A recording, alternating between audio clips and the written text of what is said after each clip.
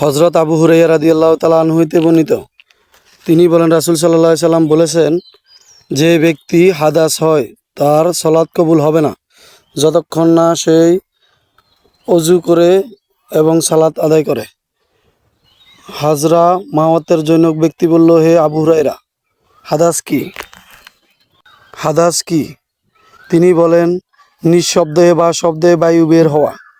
হাদিসটি সহিহ বুখারীতে রয়েছে 135 এবং সহিহ মুসলিমে রয়েছে। হযরত আব্বাদ ইবনে তামিম রহমতুল্লাহ আলাইহি তার চাচা হইতে বর্ণিত, একদা আল্লাহ রসুল সাল্লাল্লাহু আলাইহি ওয়াসাল্লাম এর নিকট এক ব্যক্তি সম্পর্কে বলা হইল যে তার মনে হয়েছিল যেন সলাতের মধ্যে কিছু হয়ে গিয়েছে। তিনি বললেন, সে যেন ফিরে না যায় যতক্ষণ না ও শব্দ শুনে বা দুর্গন্ধ পায়। হাদিসটি সহিহ বুখারীতে 137 নম্বরে রয়েছে এবং সহিহ মুসলিমে 177, 2056 নম্বর রয়েছে তৃতীয় খণ্ডে।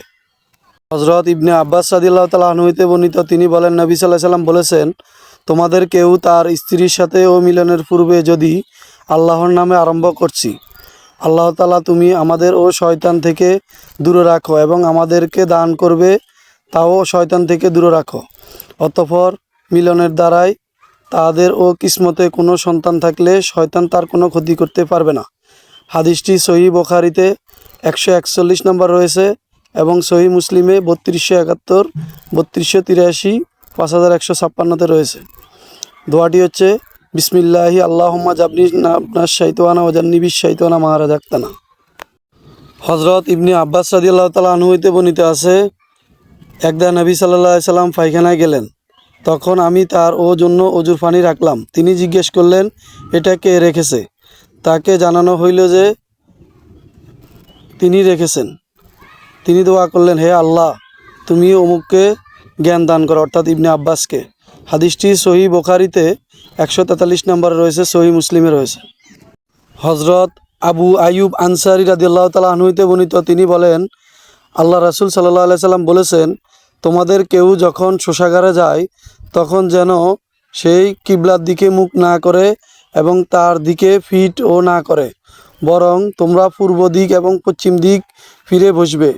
এই নির্দেশনা মদিনাবাসীদের জন্য। হাদিসটি 146 নম্বরে রয়েছে, সহিহ বুখারী, মুসলিমে 394 নম্বরে রয়েছে। হযরত আয়েশা রাদিয়াল্লাহু তাআলা আনহা হইতে বর্ণিত আছে, নবী সাল্লাল্লাহু আলাইহি সাল্লাম বলেন, তোমাদের প্রয়োজনের জন্য বের হবার অনুমতি দেওয়া হয়েছে। হিশাম রহমতুল্লাহ আলাইহি বলল, অর্থাৎ ও পেশাব পায়খানার জন্য। হাদিসটি সহিহ বুখারীতে 147 নম্বরে রয়েছে। হযরত আব্দুল্লাহ ইবনে ওমর রাদিয়াল্লাহু তাআলা আনহু হইতে বর্ণিত, তিনি বলেন, আমি আমার বিশেষ এক প্রয়োজনে হাফসা রাদিয়াল্লাহু তাআলা আনহার ঘরের ছাদে উঠলাম। তখন দেখলাম রাসূল সাল্লাল্লাহু আলাইহি সাল্লাম কিবলার দিকে পিঠ দিয়ে শাম এর দিকেও মুখ করে তার প্রয়োজন বসেছেন। হাদিসটি সহিহ বুখারীতে 148 নম্বরে রয়েছে। হযরত আব্দুল্লাহ ইবনে ওমর রাদিয়াল্লাহু তাআলা আনহু হইতে বর্ণিত, তিনি বলেন, একদা আমি আমাদের ঘরের উপর উঠে দেখলাম আল্লাহর রাসূল সাল্লাল্লাহু আলাইহি সাল্লাম দুইটি ইটের উপর বাইতুল মুকাদ্দাসের দিকে মুখ করে প্রাকৃতিক প্রয়োজনে বসেছেন। হাদিসটি সহিহ বুখারীতে 149 নম্বর রয়েছে।